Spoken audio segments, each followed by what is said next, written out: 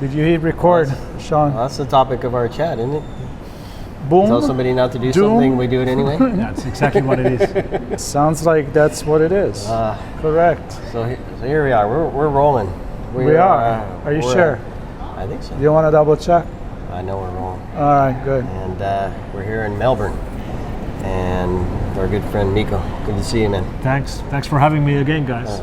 There is something about running into people that you've seen other part of the world, and in one day. So Joe, Joe Carson, he says hi, by the way, just saw him now. Yes. Excellent. So we keep meeting each other in different time zones, right? I know. It's kind of cool. Different weather, different places. Never know Same what the weather is going to be here. In different ways. Yeah. Well, this is a different conversation. Or a different conversation in the same way, or same conversation in a different way. I know what you're talking about. I'm trying to Did you know how many people live in Melbourne? It's over 5 million. 5 million, yeah. Really? Yeah, which is the same that lives in Finland. So it's the whole country, though. Like based on my count, it's a big city. Are there equal number of reindeer to kangaroo? That's a great question. I'll get back to you on that. I think we'll have to follow up on that. This is fun. It's fun. You're always a good conversation. You think in ways that are super important and get people to also think, which is why we love chatting with you. And so this year's talk here at Australia CyberCon, what's it all about, Mikko? Well, I tried to build something new. I spoke here exactly a year ago in 2023 CyberCon. Then I spoke about AI. I did a RSA CISO bootcamp briefing here yesterday, and I recycled one of my slides from last year, because last year I had a slide which said that large language models will eventually pick up programming languages well enough that they will be able to find 0 days. That's what I said last year.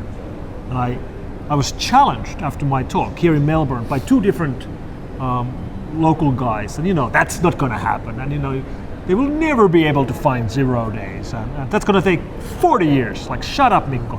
Well, it's been a year. It's been 12 months. We have 4 0 days found by AI. 2 of them by Google, 1 of them by Grossball, 1 of them by this Indian researcher. So it's happening. But I didn't want to do a keynote on the big stage about the same topic. So I'm not going to do just an AI talk.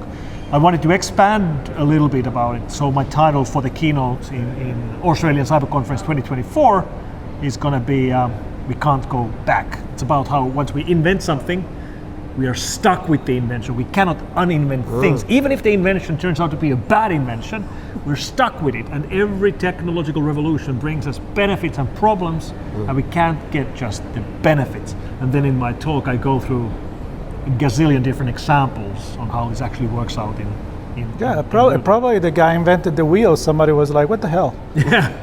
I just run on my feet. That sucks. A lot of people have died because of the innovation. So. But yet, we're still how many using times it. have we referenced the tracks and like from Pompeii, where the distance of the wheels between the carriage became the distance of the wheels on the right. On the Apparently. Okay. I'm not sure that's I don't the know. truth. But anyway, it's stick. But Technology stick. I was just recently there, and the tracks from those wheels are very prevalent in Pompeii. Yeah. And you're only going to ride on those streets with those. You actually were there, or are you? He's pulling our leg, right? I had no idea. No, I stopped listening to him a long time ago. I was working from Pompeii. Yeah, sure.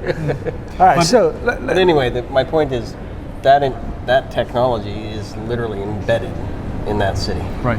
True. You're stuck with it. Yeah. True. But a great example on how the technological innovation, we can't get rid of it even if we wanted to. For example, strong encryption. Strong encryption, which clearly is very beneficial. We all use it all the time, but at the very same time, bad people use it as well. The fact that terrorists or criminal organizations can encrypt their data so that law enforcement and the intelligence agencies can follow what they're saying, I think everybody agrees that is a problem, but we have no solution for it because we cannot uninvent an innovation like that. Even if we wanted to get rid of strong encryption, let's say we pass laws that, you must not use strong encryption. Of course, criminals would still use it because that's what criminals do. You can't just erase it. I mean, criminals are criminals because they break the laws. So we could try to do something else. Okay, let's remove all applications like, Signal and WhatsApp, and let's remove SSL from all the browsers. Well, you can walk into any library anywhere in the world and get a Math 101 book, and it will explain to you how to implement public key encryption because it's been invented. We can't get rid of it. So every innovation we're stuck with it forever, even if it turns out to be a bad innovation. Clearly, strong encryption is more good than bad, but for example, Tor. We could argue that Tor, I would say we've seen more trouble because of Tor than upsides. And I know perfectly well the history of Tor. I know people use it in, totalitarian countries to gain access to public internet. You can publish information freely, but like in my daily job, I see the downsides all too often. Not just the obvious things like ransomware and all the leak sites, but trading off stolen credentials, credit card information, and worse, weapons, drugs, you say it. And we can't get rid of that either. So every technological innovation brings us benefits and problems. Sometimes the problems are bigger than the benefits, but even then it's very hard to get rid of that technology. Can you adjust it though? If you figure out that there's more negative than positive, does society or legislators or society itself, culture, does some adjustment to make it better? Well, sometimes you can't adjust. Think about blockchain. Think about cryptocurrencies. Think about Bitcoin, all right? That's a currency based on math. Right. Real world currencies, like your dollars or my euro, they're based on politics, right? If something is based on politics, you can regulate it. You can change it with laws. You can change everything around it. If it's based on math, you can change nothing about it. Math doesn't care about your laws and regulations. It's sort of like if a country could pass a law which would change the value of pi or p. So instead of 3.14, we could pass a law, it's 4.14. We could pass a law like that, it changes nothing. You can try to allow it, but you can't change it. We can try to regulate blockchain traffic or Bitcoin traffic. Right. It will but the completely invention ignore it. itself, you're not going to change it. Yeah. The only thing we can regulate with cryptocurrencies or blockchain is the interaction with real world currencies and cryptocurrencies, like exchanges, that you can regulate, that you can affect with laws, but traffic inside the blockchain, it completely ignores your laws and regulations because it's based on math, and math doesn't care. How far does this go for you? Clearly we're talking about technological innovations. When we start getting into AI creating stuff for us and changing perhaps the way we think, can that be undone? No. I'm sorry, but it cannot. You wish. And I mean, it's interesting when you look at large technological revolution and you take a step back and look at how it all happened, because AI is happening right now, and it's kind of hard to set the focus, like how quick is this revolution and what exactly is it changing right now. The one theme I keep seeing in every large technological revolution is that we tend to overestimate the speed but underestimate the size of the revolution, and this very easily creates this hype cycle and a bubble, and I would argue we are dead center in the middle of a AI bubble right now. And the easy comparison, of course, is the dot-com boom or dot-com hype, 1999, 2000, where the best example to current, younger people on how big it was is simply to show the all-time stock chart of companies like Intel or Cisco, whose all-time high stock value still today is in 1999. Intel has never reached their all-time high. Cisco has never reached their all-time high, which was 25 years ago. That's how big the bubble was. And I have a feeling that NVIDIA's all-time high 25 years from now will still be in 2024. Interesting, because I've heard this comparison before, where the internet enabled the creation of that bubble. The bubble burst, the internet stayed. Yeah, and it stayed for a reason. I mean, okay, What caused the bubble? It was great expectation about this new technology which is going to change the world. That's why investors wanted to put money into it. So what were the promises, concrete promises that were given to investors about the internet in 1999? Well, it was promises like eventually people will be doing online shopping. Eventually everybody will be watching movies and TV online on the internet. And of course, that all happened. All the promises came true and much, much more. But, and here's the kicker, it didn't happen in 1999 or 2000 or 2001 or 2 or 3. As I said, these revolutions take longer than we think, but then they're bigger than we think. And an example on how it's bigger, in 1999, internet meant a desktop computer and a big CRT screen with Netscape. That's internet.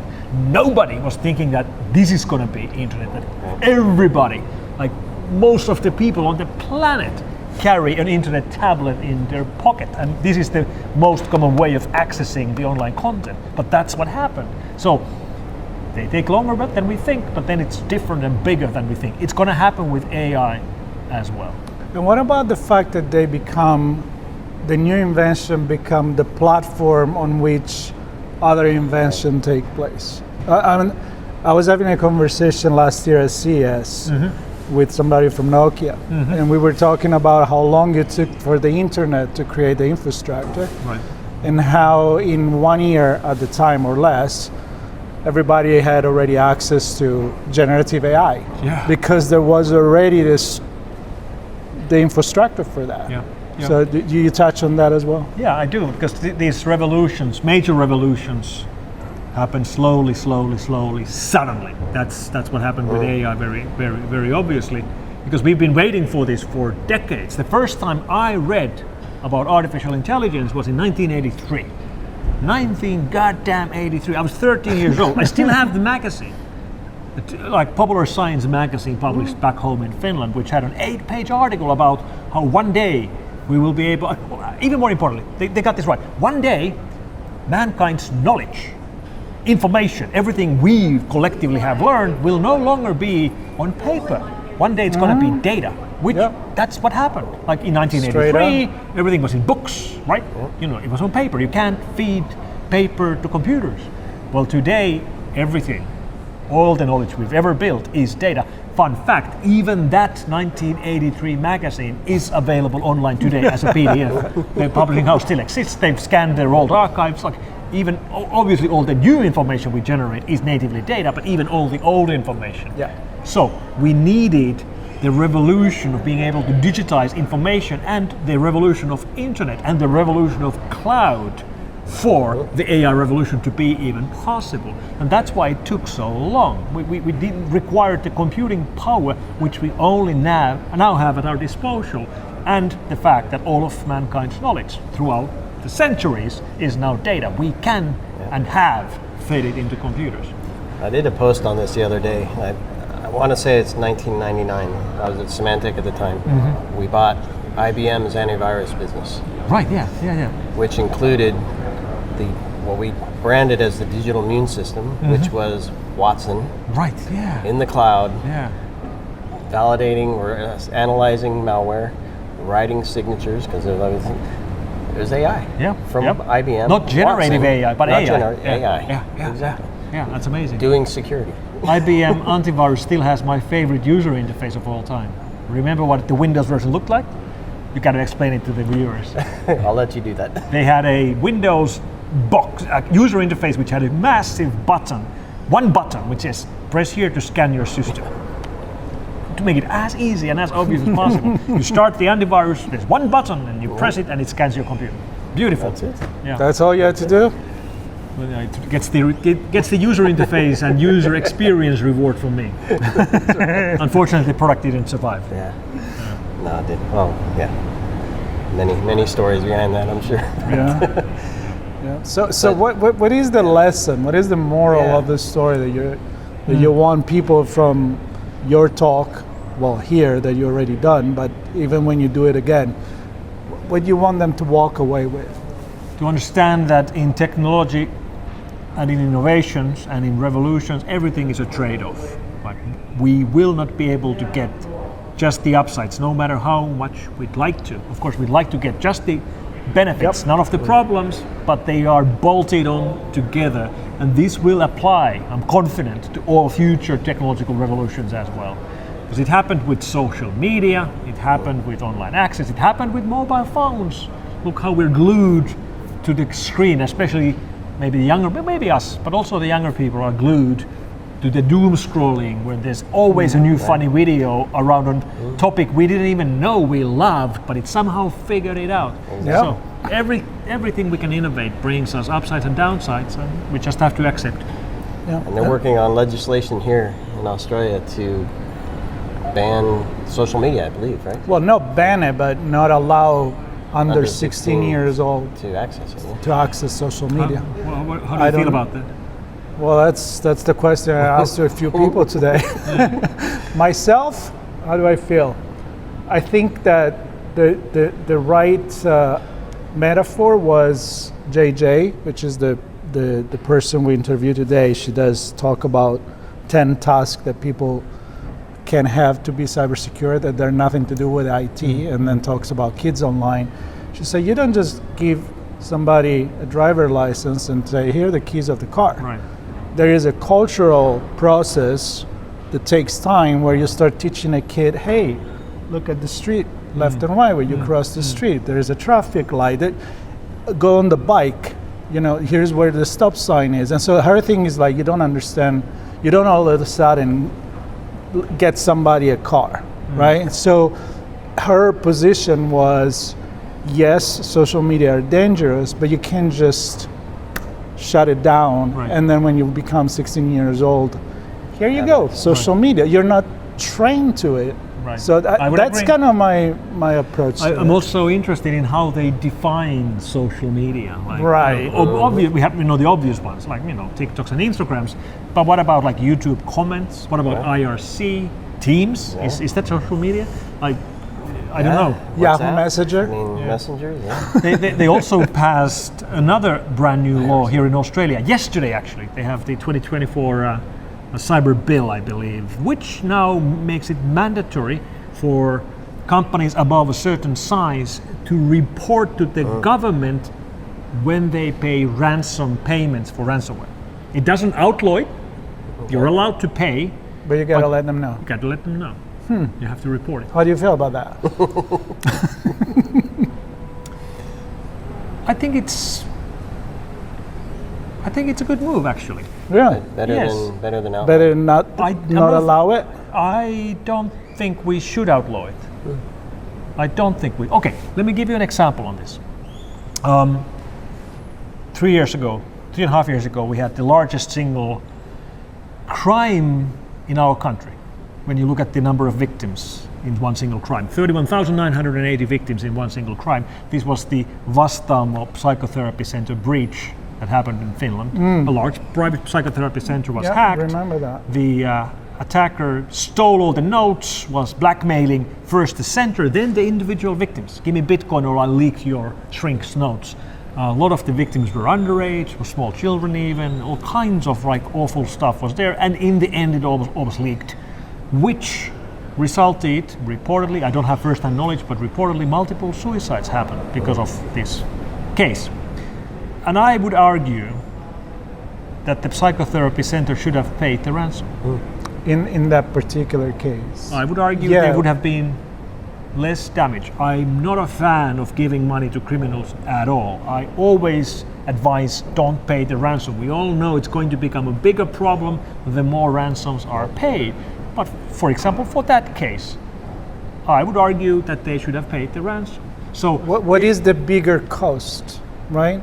Yeah, I mean, have to figure out like the a trade-off. hospital, is it gonna And we've had this kill conversation people? too. Yeah, hospitals ransom. yeah, these are complicated cases, and there's no strict rules. It really would be one-on-one cases on what's really happening. But to set a law which just bans it, I don't think that's the right solution either. Which brings you back to the beginning, I think, of when you invent something, bad or good, You can't just forget about There's it. several innovations in play with ransomware. We had to innovate strong encryption. It wouldn't work without strong encryption. Right. We had to innovate Tor. That's where the leak sites run. And of course, cryptocurrencies, because that's how they collect the payments. So, yep, these technologies can be used to build great things or to build awful things. Yep.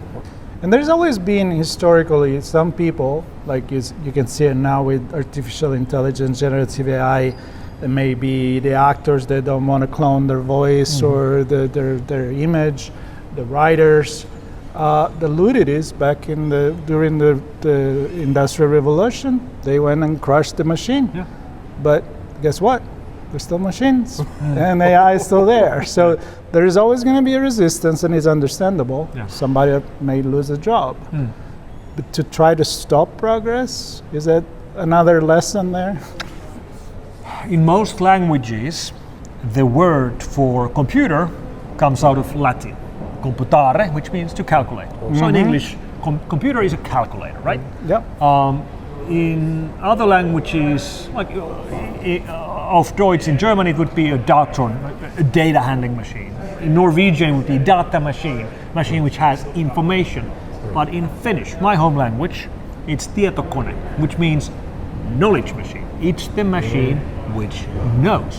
And I've worked like with that. computers all my life, and computers have known nothing. They've only done exactly what you tell them to do. Right. And, Yep. and now, finally, now that's starting to change, isn't it? Now we are actually building Knowledge. devices that know. Even better, if you remember how Douglas Adams explained in Hitchhiker's Guide to Galaxy, a guide that everybody has in their pocket, which has answers to everything. We've built that. You have it. You have it in your pocket. It's real. Isn't it wild? We are living in the future, guys. But the Crazy. future has upsides and downsides, and we can't just get the upsides. The future is now. The future's now. Future's now. That's the theme here. That's the theme of the conference. Is that how you're going to wrap this? I don't know. We can keep talking. I'm fine to keep going. I'm cool. I don't know. I think Mikko has You something to do. heard it here first. Future's now. The future is now. All right. Well- I think, clearly we could talk to you for hours, Mikko, but we won't keep you. We'll let this ruminate for folks and scare many of them, I'm sure. There was nothing scary here. It's all true. Well, just the idea that you can't go back, Yeah. right? That there's no eraser, there's no No time machine. time machine. No going back. Well, you're already in the future, and then in the present, and then in the future, and then in the present, and you can go back in the past. Maybe this is why I like retro gaming so much. That takes you back It does. to a more innocent time. What's your favorite one? I'm very, very much into pinball nowadays. Okay. Pinball. Very retro. I actually play competitively. I just participated in the Finnish championship last weekend, so yeah. No way. I try, yeah. We have a tradition. We do. When we go to RSA conference, I don't know if you've ever been in San Francisco, there is a museum of arcade game, Yes. right? Yeah, And they have a lot of pinballs. Yes, they do. And so we go there and we challenge each other. I usually win. Okay, next I'm time. not champion. Are you I'm not inviting cha- me next time? We are. Okay. We want to see Absolutely. a true I'll challenge you pro guys. All right. how plays pinball. I won't let you win, but we'll be beaten no less. I'll kick your ass. I'll kick your ass first and then yours. There you go. Thanks, I'll guys. take you up on that. All right, Mikko. Mikko. Always a pleasure. pleasure. Thanks, man. Always great conversation. All right. And thanks And everybody. you guys stay tuned. There's more conversation like this coming up here from Melbourne, Australia. Stay tuned, subscribe, and we'll be right back with more. Sweet. Cool. Love it. That's great. Like, subscribe, and hit the bell. Exactly.